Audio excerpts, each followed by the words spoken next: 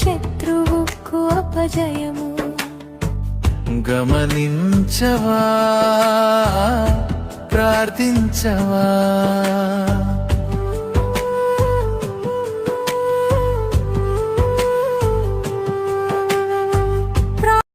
నామములో చేరి వచ్చిన దైవ పిల్లలందరికీ హృదయపూర్వకమైన వందనాలండి. హల్లెలూయా, హల్లెలూయా, హల్లెలూయా, హల్లెలూయా. ప్రభువైన యేసు క్రీస్తు పరిశుద్ధమైన నామములో చేరి వచ్చిన దైవ పిల్లలందరికీ హృదయపూర్వకమైన వందనాలు. ప్రియులారా, దేవుని యొక్క వాక్యమును మనం వినేటప్పుడు జాగ్రత్తగా దేవుడు మాటలు మనం విందాం ప్రియులారా ఇటు సమయంలో. ఎందుకనంటే దేవుడు వాక్యం ద్వారా మనతో మాట్లాడుతున్నాడు కాబట్టి ఆయన వాక్యాన్ని మనం జాగ్రత్తగా వినేవారిగా మనం ఉండాలి ప్రియులారా. దేవుని యొక్క వాక్యంలోకి వెళ్ళే ముందు దేవుడికి మనం భయపడుతున్నామా అన్నది మనం ఆలోచన చేసుకోవాలి. దేవుడికి భయపడే విధంగా నేను ఉన్నానా? నిజంగా దేవుడికి నేను భయపడుతున్నానా? మనకి ఆలోచించుకోవాల్సినటువంటి విషయం, మనము వెనక్కి తిరిగి చూడాల్సినటువంటి విషయం. ఈ రోజుల్లో నేను అందరిని అన్నా కానీ కొంతమందిని వారి యొక్క ప్రవర్తన బట్టి, వారి యొక్క క్యారెక్టర్ని బట్టి, వారి యొక్క బిహేవియర్ని బట్టి, వారి యొక్క సూపును బట్టి, వారి యొక్క వ్యక్తిత్వాన్ని బట్టి చెప్పగలుగుతారు ప్రియులారా. దేవుణ్ణి అయితే నమ్ముతారు కానీ, దేవుడు ప్రార్థన అయితే చేస్తారు కానీ, దేవుడు పాటలు అయితే పాడతారు కానీ, దేవుడు వాక్యాన్ని అయితే చదువుతారు కానీ, దేవుని యొక్క సన్నిధిలోకి వెళ్తారు కానీ దేవుడు అంటే మాత్రం భయము ఉండదు ప్రియులారా. దేవుడు అంటే భయము ఉండదు ప్రియులారా. ఈరోజు దేవుడికి భయపడని వారి జీవితం ఎలా ఉండితో వాక్యం ద్వారా మీకు నేను బోధిస్తున్నాను ప్రియులారా. వాక్యం ద్వారా మీకు తెలియజేస్తున్నాను ప్రియులారా. దేవుణ్ణి నమ్ముతారు కానీ దేవుడికి భయపడని గుంపు ఉంది. దేవుణ్ణి ప్రేమిస్తారు కానీ దేవుడి యొక్క మాటకు లోబడని గుంపు ఉంది ప్రియులారా. నిజంగా దేవుడికి భయపడితే, నిజంగా దేవుడికి భయపడే జీవితం మనం ఉంటే, దేవుడికి భయపడే విధంగా మన కుటుంబం ఉంటే, ముందు మనం ఎక్కడ ఉంటామంటే దేవుడికి భయపడే స్థితిలో ఉంటాం ప్రియులారా. హల్లెలూయా. నిజంగా ఈరోజు మనం ఆలోచించుకోవాలి. నేను దేవుడికి భయపడుతున్నానా? నన్ను కాపాడేది దేవుడే కదా, నన్ను పోషించేది దేవుడే కదా, నన్ను నడిపించేది దేవుడే కదా, నాకు ఆరోగ్యం ఇచ్చేది దేవుడే కదా, ఆవిష్కారాన్ని పొడిగించేది దేవుడే కదా, నా ప్రయాణంలో నన్ను కాపాడేది దేవుడే కదా, నా పని విషయంలో నన్ను కాపాడేది దేవుడే కదా, నా ఇబ్బందుల్లో నన్ను బలపరిచేది దేవుడే కదా, నా అవమానంలో నాకు తోడుగా ఉండి అవమానాలని కొట్టివేసేది దేవుడే కదా, నా వ్యాధిలో నుంచి నన్ను స్వస్థపరిచేది దేవుడే కదా, నా శ్రమలో నుంచి కూడా నాకు ధైర్యం చెప్పేది దేవుడే కదా, నా పిల్లల జీవితంలో దేవుడు తోడున్నాడు కదా, నా కుటుంబ విషయంలో దేవుడు తోడున్నాడు కదా, నా పిల్లల కార్యక్రమ విషయంలో దేవుడు తోడున్నాడు కదా. ఎన్నో విషయాలు మనం చెప్పుకుంటాం, ఎన్నో సాక్ష్యాలు మనం చెబుతుంటాం. కానీ ఈరోజు దేవుడికి భయపడేవారు ఎలా ఉంటారు, దేవుడికి భయపడని వారు ఎలా ఉంటారంటే, దేవుడికి భయపడని గుంపు గురించి ఈరోజు మీతో చెప్తాను ప్రియులారా. ఎవరి గురించి? దేవుడికి భయపడని గుంపు. వారు ఎలా ఉంటారంటే ప్రియులారా, వారి యొక్క దేవుడు అంటే ఏమాత్రం భయమో ఉండదు, దేవుడు అంటే ఏమాత్రం ప్రేమ ఉండదు, దేవుడికి లోబడే మనసు ఉండదు, దేవుడికి ఇదేత కలిగే వారుగా ఉండరు, కుటుంబాన్ని మార్చుకునే విధానము ఉండదు ప్రియులారా. ఎందుకంటే వీళ్ళు దేవుడికే భయపడినప్పుడు వాళ్ళు మార్పులు ఏమవుతాయి? దేవుడికి భయపడకుండా ఉంటే వాళ్ళ జీవితాలు ఎలా మారుతాయి? వాళ్ళ బతుకులు ఎలా మార్చుకోగలుగుతారు? వాళ్ళ జీవితాలు ఎలా సరి చేసుకోగలుగుతారు? వాళ్ళ కుటుంబాలు ఎలా చక్కబెట్టుకోగలుగుతారు? వారి ప్రవర్తన ఎలా మారిపోతుంది, వారి బిహేవియర్ ఎలా మారిపోతుంది. అసలు దేవుడికి భయపడితే మారుతారు. భయపడిన వారు ఎన్నో మాటలు చెప్తుంటారు, ఎన్నో సాకులు చెప్తుంటారు, ఎన్నో అబద్ధాలు చెప్తుంటారు, ఎన్నో వంకర మాటలు పలుకుతుంటారు, ఎంతో సరసోక్తులుగా మాట్లాడతారు, ఎంతో జోకులుగా ఉంటారు. వీళ్ళు కూడా దేవుడిని నమ్మిన వాళ్ళే, కానీ దేవుడు అంటే భయపడినటువంటి గుంపు ప్రియులారా. మీకు అర్థం కాదని చెప్తున్నాను. దేవుడిని నమ్మినటువంటి గుంపే, పాటలు పాడేవారే, ప్రార్థన చేసేవారే, వాక్యం వినేవారే, కానీ దేవుడు అంటే భయపడడం. భయపడిన గుంపు ఏదైనా చేయటానికి సిద్ధపడతారు, ఎంతలకైనా దిగజారిపోవటానికి సిద్ధపడతారు. ఎందుకు? భర్తకు భయపడితే భార్య ఎలా ఉండిద్దంట? భర్త అడుగుదాల్లో నడుచుకుంటుంది.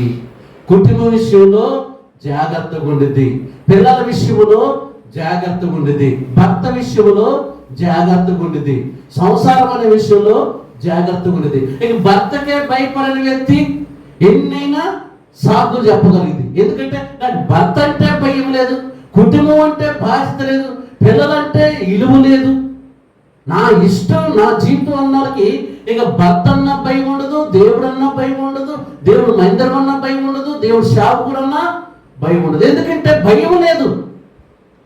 అంత నాకు తెలివితేటలు ఉన్నాయి, నాకు చదువు ఉంది, జ్ఞానం ఉంది, నా ఇష్టం నా జీవితం నా లైఫ్ అని వారు ఎంతకైనా దిగజారిపోతుంటారు, ఎంతకైనా వారు దిగజారిపోయిన స్థితి ఉంటారు ప్రియుల. కానీ ఏ రోజు కూడా వాళ్ళు అనుకోరు, నేను దేవుణ్ణి నమ్ముకున్నాను కదా, మంచిగా బతకాలి కదా, దేవుణ్ణి నమ్ముకున్నాను కదా, దేవుడికి భయపడాలిగా అనే స్థితి వాళ్ళకి ఏమాత్రం ఉండదు. ఎందుకు? వాళ్ళలో భయం లేదు. రెండోది ఏందో తెలుసా? వాళ్ళలో ఉన్నది ఏందో తెలుసా ప్రియులరా? ప్రియుల చేసినన్ని చేసి వచ్చి నువ్వు ప్రార్థన చేస్తే దేవుడు ఊరుకుంటాడా?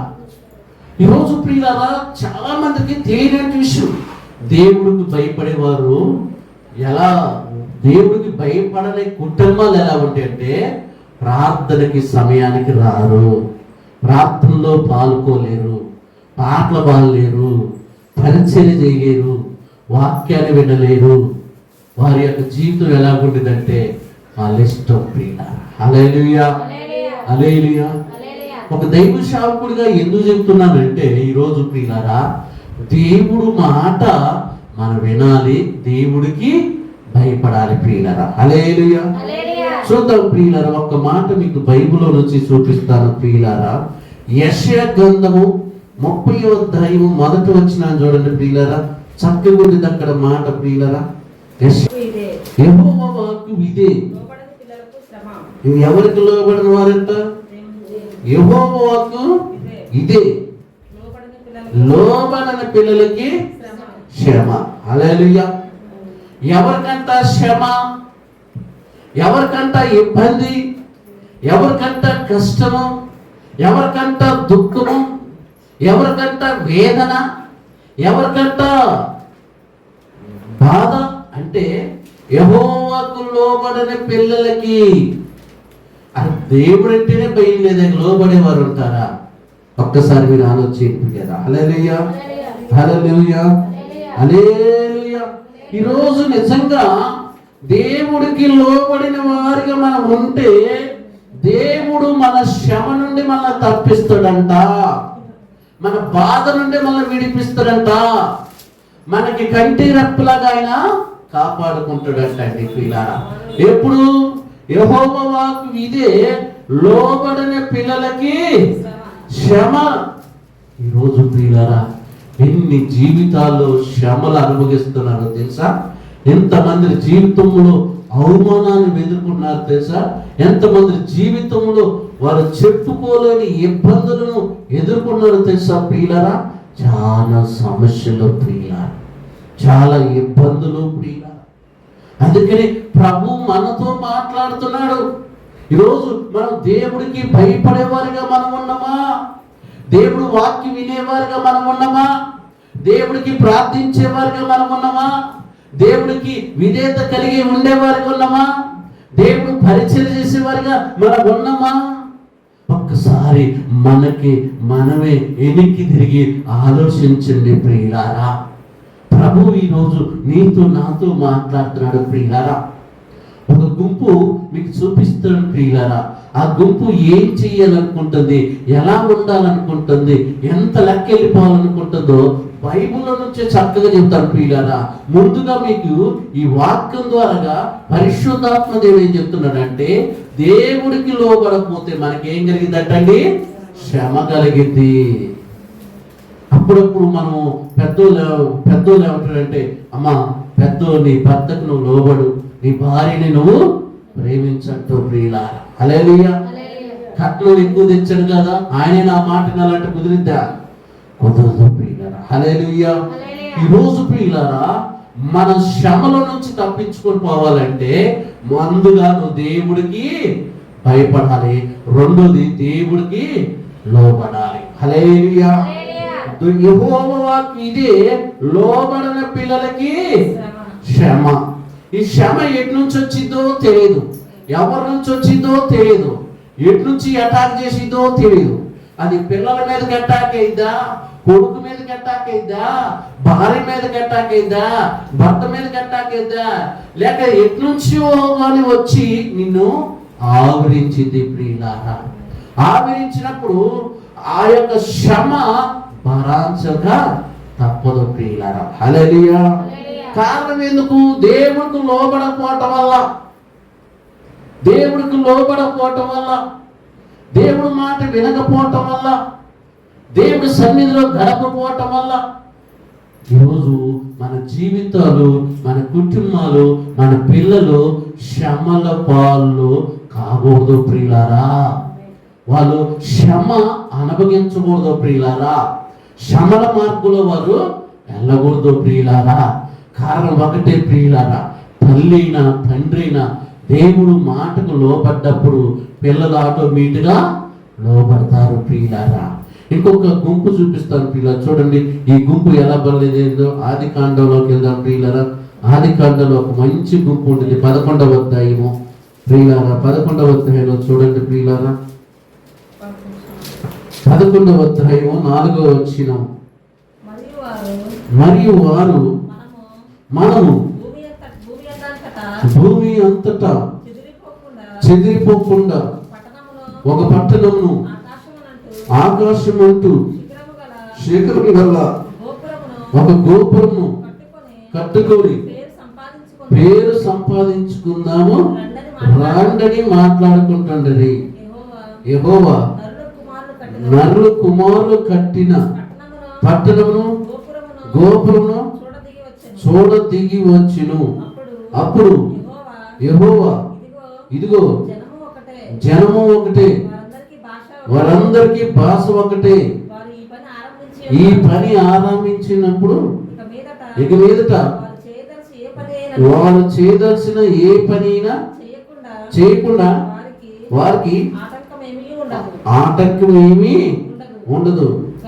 గనుక మనం దిగిపోయి ఒకరిలో ఒకరి మాట ఒకరికి తెలియకుండా వారి భాషను చాలు ప్రియులారా. హల్లెలూయా. వీళ్ళు ఏమనుకున్నారు? పేరు సంపాదించుకుందాం అనుకున్నారు. అంతేనండి, పేరు సంపాదించుకుందాం. ఏ పేరు?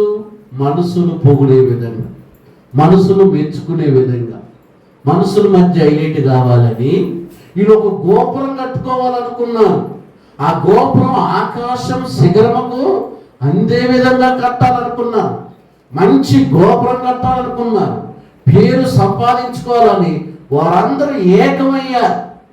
ఎందుకంటే వాళ్ళకి బలం ఉందని, డబ్బు ఉందని, అధికారం ఉందని, చేయగలుగుతామని, చేసి చూపిస్తామని అందరూ అనుకోని చెయ్యాలని పని ప్రారంభించారు. హల్లెలూయా.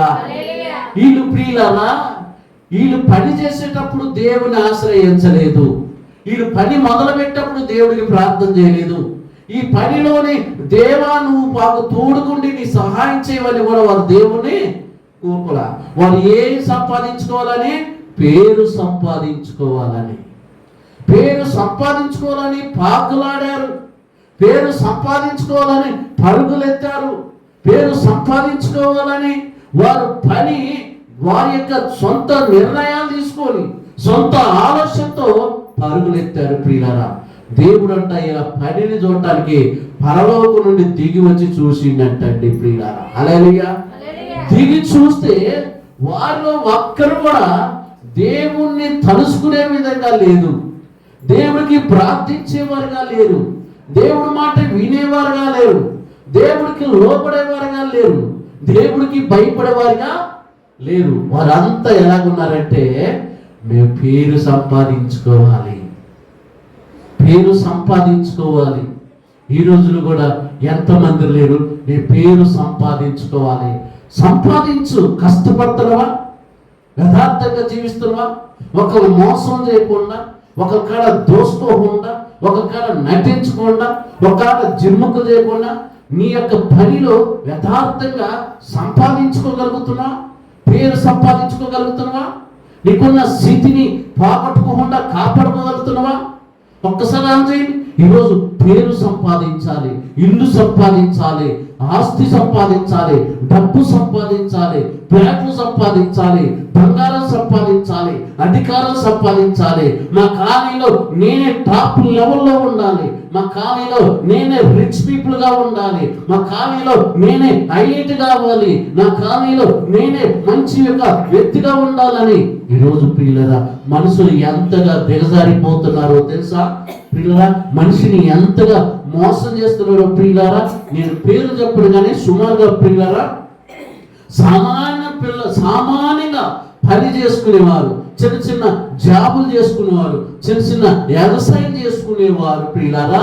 ఇదిగో మీరు 5 లక్షలు పెడితే మీకు నెలకి ఎంత యొక్క వడ్డీ డబ్బులు వస్తాయి, నా యొక్క బిజినెస్ లో మీకు ఎంత శాలరీ వచ్చిందని సుమారుగా ప్రియులారా 150 కోట్ల నుంచి 200 కోట్ల దాకా సామాన్యులైన పిల్లల కాడ దోసుకున్నారు ప్రియులారా. మనకి వారం రోజుల నుంచి టీవీలో ఘోరంగా వస్తుంది ప్రియులారా. వాళ్ళంతా కోర్టు ముందు, వాళ్ళంతా స్టేషన్ ముందు ఎదురు చూస్తున్నారు ప్రియులారా. మాకు న్యాయం జరగాలి. కష్టపడి సంపాదించిన డబ్బు అది, పిల్లల కట్నాలకి సంపాదించిన డబ్బు. ఎవరు ప్రియులారా? వాళ్ళందరినీ మోసం చేసినటువంటి గ్రూప్ ఉంది, వాళ్ళందరినీ మాటలు చెప్పి మబ్బు పెట్టినటువంటి గ్రూప్ ఉంది ప్రియులారా. అటువంటి మాటలకు వారు ఆకర్షించబడి వారి యొక్క బంగారాలు అమ్మి, వారి యొక్క ల్యాండ్లు అమ్మి, గేదెలమ్మి, ఆవులమ్మి, పొలాలమ్మి, ప్లాట్లమ్మి దాచుకున్న డబ్బు అంతా తెచ్చి వాళ్ళ చేతులు పెడితే చివరికి వాళ్ళందరూ చేతులు ఎత్తే ప్రియులారా ఈరోజు స్టేషన్ల ముందు వాళ్ళ స్థితిని చూడండి ఎంతగా బాధపడుతున్నారో ప్రియులారా. మోసపోయారు, డబ్బును కోల్పోయారు, వాళ్ళని పట్టించుకునే నాదులు కూడా ఈరోజు లేరు ప్రియులారా. ఎందుకంటే పోలీస్ స్టేషన్ అంటే వాళ్ళు భయపడుతున్నారు. ఈరోజు చూడండి, పేరు సంపాదించుకోవడానికి ఎంతమంది అమాయకులు కూడా మోసం చేయట్లేదు, అమాయకులు కూడా నటించట్లేదు, అమాయకులు కూడా జిమ్ముకులు చేయాలి. ఎందుకు? పేరు సంపాదించుకోవాలని. బైబిల్లో కూడా ఇశ్రాయేలు ప్రజలు చేసిన పని ఇదే. చేసిన పని ఏంటో తెలుసా? దేవుని యొక్క సహాయం లేకుండా, దేవుని యొక్క తోడు లేకుండా, దేవుని యొక్క ప్రార్థన లేకుండా, దేవునికి భయపడకుండా, దేవునికి లోపడకుండా, దేవుడి యొక్క శక్తిని వారు సహాయంగా అడగకుండా వారు సొంత నిర్ణయంతో, సొంత ఆలోచనతో పరుగులెత్తినటువంటి జీవితంలో పిల్లలా వారు కావాల్సింది ఏంటంటే పేరు సంపాదించుకుందామని గోపురం కట్టారు పిల్లరా. గోపురం కడితే అక్కడ ఉన్న జాతి అంతా ఒకటే జాతి, అక్కడ ఉన్న భాష అంతా ఒకటే. దేవుడు వారిలోకి పోయి వారి భాషను తారుమారు చేసిండు. హల్లెలూయా. భాష తారుమారు చేస్తే ఒకరి మాట ఒకరికి అర్థం కాలేదు. కట్టాలనుకున్న గోపురం, పేరు సంపాదించుకోవాలనుకున్న మనుషులు తారుమారైపోయే దశలో కట్టవలసిన గోపురం కూడా ఆగిపోయింది. ఒకరి భాష ఒకరు తెలియకుండా ఎటులట్టు చెదిరిపోయారు. హల్లెలూయా.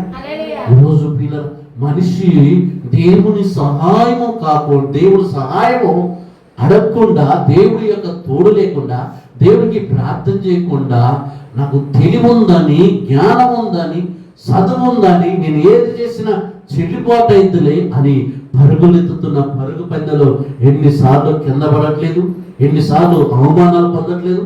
ఈరోజు పిల్లల నిజంగా చేశాడు. ఒక్కసారి గుండెల మీద చేయించి మనం ఒక్కసారి ఆలోచన చేయండి. ఒక వ్యక్తి నాకు చెబుతున్నాడు, నాకు రావటానికి నెలకి 1,20,000 నాకు శాలరీ వస్తుంది, కానీ నాకు మనశ్శాంతి లేదు. హల్లెలూయా. ఎంత వస్తుంది ఏంటంటే ఒక్క నెలకి 1,20,000 వస్తున్నాయి, కానీ నాకు మనశ్శాంతి లేదు, నాకు నెమ్మది లేదు, నాకు ప్రశాంతత లేదు. ఇల్లు అయితే ఉంది, కానీ కంటి నిండా నిద్రపోలేకపోతున్నాను, కడుపు నిండా అన్నం తినలేకపోతున్నాను. శాలరీ చూస్తే పెద్ద శాలరీ, జాబ్ చూస్తే పెద్ద జాబు, కారు బంగ్లా అన్నీ ఉన్నాయి, కానీ నాకేం లేదు, మనశ్శాంతి లేదు. హల్లెలూయా. అని అంటారు కదా, అడుక్కొని తినేవాడితే ప్రశాంతంగా ఉంది. హల్లెలూయా. ఏ చెట్టు కిందైనా చింత లేకుండా ప్రశాంతంగా అడుక్కొచ్చుకొని తిని చల్లడగా కాయ కొనుక్కుంటాడు. నేను ఇంట్లో ఏసీ పెట్టుకున్నా నిద్ర రాట్లా, టెన్షన్స్, నాకు టెన్షన్. ఎందుకో తెలుసా పిల్లరా, అక్రమ దారిలో నడిచినంత కాలం, మనుషులని మోసం చేసినంత కాలం, మనుషుల కాడ దోసుకున్నంత కాలం నీకు ఏం పట్టదు, నిద్ర పట్టదు. పైకి మాత్రం దేవుణ్ణి నమ్మిన బిడ్డగానే మనం కనపడతాం, పైకి మాత్రం దేవుణ్ణి నమ్ముకున్న పిల్లలుగానే కనపడతాం, కానీ దేవుడు మన క్రియలను చూస్తాడో పిల్లారా. ఇప్పుడు వారు కట్టిన గోపురం ఆగిపోయింది. ఈరోజు నీ జీవితంలో, నా జీవితంలో ప్రియులరా, దేనికోసం మనం పాకులాడుతున్నాం ఒక్కసారి ఆలోచన చేయండి ప్రియులారా. ఒక్కసారి మన జీవితంలో ఆలోచన చేయండి ప్రియులారా. మనం కష్టపడుతున్నాం, మనం ప్రయాసపడుతున్నాం, ప్రతి దాంట్లోని దేవుని యొక్క సహాయం కోరుకుంటున్నామా, దేవుని యొక్క తోడు మనం కోరుకున్నామా?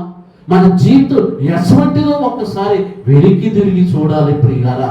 బైబిల్ చెబుతుంది ప్రియులారా, బైబిల్ యొక్క మాటలు మనకు ఎన్నో విధాలుగా నేర్పిస్తున్నాయి ప్రియులారా. బయలుదేరినటువంటి ఇశ్రాయేలు ప్రజలు, గోపురం కట్టాల్సినటువంటి ఇశ్రాయేలు ప్రజలు తారుమారు అయిపోయి ఊరికి వాళ్ళకే వెళ్ళిపోయారు ప్రియులారా. హల్లెలూయా, హల్లెలూయా. ఇంకొక మాట చూసుకుందాం ప్రియులారా. చూడండి ప్రియమైన సహోదరి సహోదరులారా, యాకోబు పత్రికలోకి రండి ప్రియులారా. యాకోబు పత్రికలో చక్కగా తెలియపరచబడుతున్నటువంటి మాట ప్రియులారా. పరిశుద్ధాత్మ దేవుడు ఈరోజు నీకు నాకు బోధిస్తున్నాడు ప్రియులారా. యాకోబు పత్రికలో చక్కటి మాట మనకి కనపడుతుంది ప్రియులారా. యాకోబు పత్రికలో ప్రియులారా, యాకోబు పత్రిక ప్రియులారా. హల్లెలూయా. దేవుడి నామానికి మహిమ కలుగును గాక. యాకోబు పత్రిక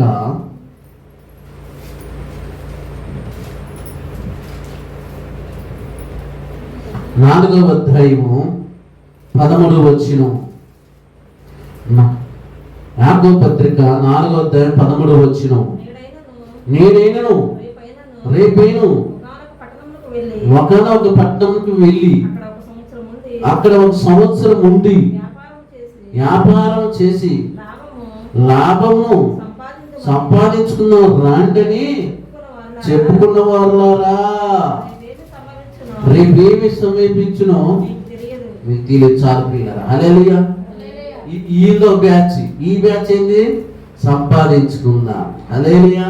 నేనైనా రేపైనా ఒక పట్టణంలోకి వెళ్ళి అక్కడ ఒక సంవత్సరం ఉండి వ్యాపారం చేసి లాభమును సంపాదించుకున్న రాండి చెప్పుకుంటున్న వారులారా, రేపేమి సమీపించిందో మీకు. ఈరోజు చూడండి ప్రియులారా, పల్లెటూరులో నుంచి బాగా సంపాదించాలని ఖమ్మం వస్తాం, ఖమ్మంలో నుంచి ఏం చేస్తారంటే హైదరాబాద్లో ఉన్నాడు ఫోన్ చేస్తారు, అరే ఇక్కడ ఇంకా బాగా సంపాదన ఇంకా బాగుంది అంటారు. ఏ నుంచి హైదరాబాద్ మాత్రం, హైదరాబాద్ పోయి ఇంకా ఏం చేస్తారు, హైదరాబాద్ నుంచి బొంబాయి ఇంకా బాగుంది అంటారు. అంటే ఒక ధర అనేది లేదు, ఒక తృప్తి అనేది లేదు. అందుకని పెద్దోళ్ళు ఊపర్లా 10,000 ఇచ్చినవి అనుకోండి, ఏమంటాడో తెలుసా, 10,000 ఇచ్చేది 11,000 ఇయ్యొచ్చుగా అంటాడు అంట. అదే వాడు కడుపు అన్నం పెడితే చాలు అంటాడు ప్రియులారా. అదే డబ్బు అనేది ఒక మనిషిని తృప్తి అనేది అంటే ఇంకా కావాలనుకుంటాడు. ఇక్కడ కూడా ప్రియులారా, ఇక్కడ ఉన్నటువంటి మనుషులు, ఈ బైబిల్ ఉన్నటువంటి వ్యక్తులు ఎలా ఉన్నారంటే, నేడేను రేపేను ఒక పట్టణానికి పోదా, ఇక దేవుడితో పని లేదు, దేవుడి యొక్క శక్తితో పని లేదు, దేవుడి యొక్క సహాయం మనకు అవసరం లేదు, వెళ్ళిపోదాం, బలం ఉంది కదా, శక్తి ఉంది కదా, జ్ఞానం ఉంది కదా అని పరుగులు ఎత్తుకుంటూ వెళ్ళిపోతున్నారు పిల్లరా. పట్టణానికి వెళ్ళిపోయారు. ఒక సంవత్సరం ఉందాము, లాభమును సంపాదించుకున్న రాంగని చెప్పుకుంటున్న వాళ్ళ రేపేమి సమీపించిందో మీకు తెలియదు. మీ జీవము ఏ పాటిది, కొంతసేపు కనపడి అంతలో మాయమైపోయే. ప్రియులారా, హల్లెలూయా. ఈ వాక్యాన్ని చదివినప్పుడు ప్రియులారా, నిజంగా నేను ఎన్నోసార్లు ఈ వాక్యాన్ని చదివాను. నిజంగా ఇలా జరిగిద్దా? కొంతసేపు కనబడి అంతలో మాయమైపోయే మనుషులు ఉన్నారా అని ఆలోచన చేస్తే ప్రియులారా, అది నా జీవితంలోనే నేను చూడగలిగాను ప్రియులారా. హల్లెలూయా, హల్లెలూయా. మా నాన్నగారిని ఆటోలో చక్కగా నడిపించుకొని పోయాను. ఇద్దరు చక్కగా నడిచిండు, చక్కగా ఉండు, హాస్పిటల్లో చక్కగా ఉండు, అటు ఇటు తిరిగిండు, ఇండిస్ వేయించుకుండు, ట్యాబ్లెట్లు వేసుకుండు, బెడ్ మీద కూర్చుండు. నాకు బాగానే ఉందిరా, మంచిగానే ఉంది అన్నాడు. అలా బెడ్ మీద వేసిపోయి నువ్వు ప్రియులారా, తిరిగి మందులు తీసుకొచ్చును, తిరిగి ఆ మందులు ఇచ్చును, మీ నాన్న సరిపోయాడు అన్నాడు. హల్లెలూయా. నాకు ఒక నిమస లేదు, నడిచిండు చక్కగా, స్వతర్పడికి వచ్చిండు. ఈ వాక్యం విన్నప్పుడు అదే కనపడుతుంది ప్రియులారా. మీ జీవం ఏ పాటిది, మీరు కొంతసేపు కనపడ్డాడు, అంత చక్కగా మాట్లాడాడు, అదే చివరి మాటలు. నాకు మారు మనసు పొందాలని ఉంది, నాకు బాప్టిజం ఇస్తావా అన్నాడు ప్రియులారా. చివరి మాటలు అయ్యే మా నాన్నగారు కోరుకుంది ప్రియులారా. హల్లెలూయా. నేను అనుకున్నాను ప్రియులారా, ఈస్టర్ రోజు అంటే యేసు ప్రభువు లేచిన రోజు బాప్టిజం ఇద్దాంలే మా నాన్నగారికి అనుకున్నాను ప్రియులారా. కానీ అదే చివరి రాత్రి అని నాకు తెలియదు, మా నాన్నగారికి తెలియదు ప్రియులారా. హల్లెలూయా. చివరికి ఆయన కన్ను మూసినాక పిలిచినా పలికే పరిస్థితిలో లేడు ప్రియులారా. ఇది జీవితం ప్రియులారా. దీనికోసం మనుషుని మోసం చేసుకోవటం, అక్క చెల్లెలు మోసం చేయటం, అన్నదమ్ములు మోసం చేయటం, తండ్రిని మోసం చేయటం, తల్లిని మోసం చేయటం, భార్యని మోసం చేయటం, భర్తను మోసం చేయటం, బిడ్డని మోసం చేయటం, కొడుకును మోసం చేయటం, ఏది ఈ చిన్న జీవితంలోనే, ఈ చిన్న బతుకులనే ఎంత కాలం బతుకుతో తెలియదు, ఎన్ని సంవత్సరాలు ఉంటో తెలియదు, ఎప్పుడు మన జీవితం ఆవిరిగా ఆగిపోతో మనకి తెలియదు. దీనికోసం ఎన్ని అబద్ధాలు, ఎంత నటన, ఎంత జిమ్ముకులు ఒక్కసారి ఆలోచించి ప్రియులారా. నేను మా నాన్నగారు చనిపోయాక ఇంకా స్ట్రాంగ్ గా నిర్ణయం తీసుకున్నాను ప్రియులారా. ఏది ఏమైనా దేవుడు చిత్తమును జరిగించటమే మనకి ఇచ్చిన అవకాశం. హల్లెలూయా, హల్లెలూయా. మనం చాలా మంది మనం ఎవరైనా చనిపోతే పోయి ఏడుస్తాం, జాలి పడతాం, వాళ్ళకి ఓదార్పిస్తాం, ధైర్యిస్తాం, ప్రార్థన చేస్తాం. అప్పుడప్పుడు అనిపించింది ఆ ప్లేస్ లో మనం ఉంటే ఏంటి మన పరిస్థితి, మళ్ళీ ఎందుకు ఉంచలేదు అనుకుంటే ఒక్కసారైనా ఆలోచన చేసారా? దేవుడు మనకి అవకాశం ఇస్తున్నాడు. హల్లెలూయా. మనకి అవకాశం ఇస్తున్నాడు. ఆ అవకాశం మనకు అర్థం కావట్లా, దేవుడిచ్చే సమయం మనకు అర్థం కావట్లా, దేవుడిచ్చిన దినం మనకు అర్థం కావట్లా, దేవుడిచ్చిన నెలలు మనకు అర్థం కావట్లా, దేవుడిచ్చిన సంవత్సరం మనకు అర్థం కావట్లా. ఆయన ఎందుకు నీ జీవితంలో దినాలు పొడిగిస్తున్నాడు, ఎందుకు నెలలు పొడిగిస్తున్నాడు, ఎందుకు వారాలు పొడిగిస్తున్నాడు, ఎందుకు సంవత్సరాలు పొడిగిస్తున్నాడు, ఎందుకు నీ ఆవిష్కారాన్ని పొడిగిస్తున్నాడు అంటే నువ్వు నేను దేవుడు పని చెయ్యాలని దేవుడు మనకు ఆరోగ్యం ఇచ్చాడు. హల్లెలూయా. దేవుడు పనిలో ఉండాలని, దేవుడు కార్యక్రమంలో ఉండాలని, దేవుడు పరిచర్యలో ఉండాలని దేవుడు మనకి ఆవిష్కారాలను ఆరోగ్యాన్ని ఇచ్చాడు ప్రియులారా. హల్లెలూయా. మనం ఏమనుకుంటామంటే ప్రియులారా, ఇంకా నా జీవితంలో ఇంకా ఏముంది ప్రియులారా. సరిగా నాకు ఒకప్పుడు మనం కిరాయికి ఉండేటప్పుడు ఏమనుకునేదంటే, ప్రభువా ఒక ఇల్లు ఉంటే చాలయ్యా, మంచిగా 3 పూట్ల భోజనం వెళితే చాలయ్యా, నాకు అప్పొకటి లేకుండా ఉంటే చాలు ప్రభా. ఈ 3 నా జీవితంలో ఈ చచ్చిపోయినంత కాలం నేను ఈ మందిరంలో, నీ పరిచర్యలో, ఈ సంఘంలో ఉంటామని ఎంతమంది భూమి మీద ఉన్నో చెప్పుకున్నో లేరు. అవునా కదా ప్రియులారా? ఆ రోజులు ఇంటి కిరాయి కట్టలేని పరిస్థితి, కరెంటు బిల్లు కట్టుకోలేని పరిస్థితి, ఊరికి పోవాలంటే వాళ్ళు ఇల్లు చెప్పులు అడుక్కునే పరిస్థితి, ఊరికి పోవాలంటే వాళ్ళే ఎక్కడ బంగారం మన చెవులకు కానీ మెడకు కానీ అడుక్కున్న పరిస్థితి, సరిగ్గా బట్టలు లేని పరిస్థితి. దేవుడు దయ వల్ల, దేవుడు కృప వల్ల దేవుడు ఈరోజు అన్ని ఇచ్చినాక ఇప్పుడు ఏమనిపిస్తుంది? కారిస్తే బాగా, ఇంకా తృప్తి లేదు, ఇంకా తృప్తి లేదు. ఇంకా నాకు డబ్బులు ఇస్తే బాగా, ఇంకా బ్యాంక్ బ్యాలెన్స్ పెరిగితే బాగా, ఇంకా పిల్లల లైఫ్ లో సెటిల్ కావాలి కదా. అసలు రేపేం జరిగిందో తెలియని జీవితం కదా ఇది, రేపేమైందో తెలియని పరిస్థితి కదా. ఇది ఒక్కసారి మనం ఎందుకు ఆలోచించలేకపోతున్నాం? బైబిల్ ఎన్నిసార్లు చదువుతున్నా ఈ వాక్యం మనకి ఎందుకు గుర్తు రావట్లేదు?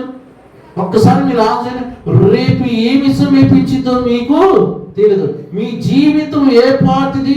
మీరు కొంతసేపు కనపడే అంతలో మాయమైపోయే ఆవిరి లాంటి వారి. ఇదండి మన జీవితం. బతికినంత సేపే, చచ్చిపోతే నేను ఇంట్లోనే ఉంచరు, ప్రియుల పందిట్లో ఉంచరు, పొలంలో కూడా పాతి పెట్టడానికి కూడా సోటి ప్రియుల. ఎందుకు తెలుసా? పొలాలకే అరకకే కాటలకే దున్నటానికి అడ్డం వచ్చిందని ఏం చేస్తారు సార్ ప్రియుల? ఒక సమాధి స్థలాలకి నల్లో పాతి పెట్టొద్దారు. ఇది మన జీవితం, ఇది మన జీవితం, ఇదే కదా మన బతుకు, ఇదే కదా మన క్యారెక్టర్. దీనికోసం మనం ఎవరిని మోసం చేస్తున్నాం? ఎందుకు మనం మోసపోతున్నాం? ఒక్కసారి మీరు ఆలోచించండి ప్రియుల. దేవుడు మనకి ఇచ్చిన సంవత్సరాలన్నింటిలో కూడా దేవుడు మనల్ని ఎక్కడితే మనకు జవాబు ఉందా? ఒక్కసారి ఆలోచించండి ప్రియుల. హల్లెలూయా. మరొకసారి ఈ వాక్యాన్ని మీకు చదివి వినిపిస్తాను, చూడండి ప్రియుల. నేడైనను రేపైనను ఒక పట్టణంలోకి వెళ్ళి అక్కడ ఒక సంవత్సరం ఉండి వ్యాపారం చేసి లాభమును సంపాదించుకున్న రాండని చెప్పుకుంటున్న వాళ్ళరా, రేపేమి సమీపించును మీకు తెలియదు. మీ జీవం ఏ పాటిది?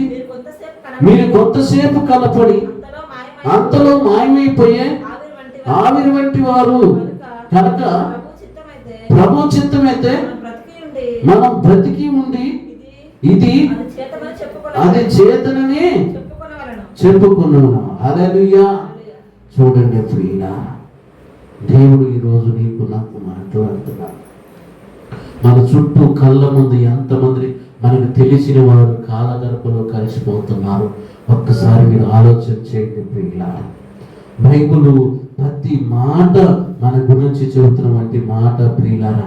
ఈరోజు ఆ మాటలు వింటున్న మనం ఒక్కసారి మనం ఆలోచన చేయాలి ప్రియులారా.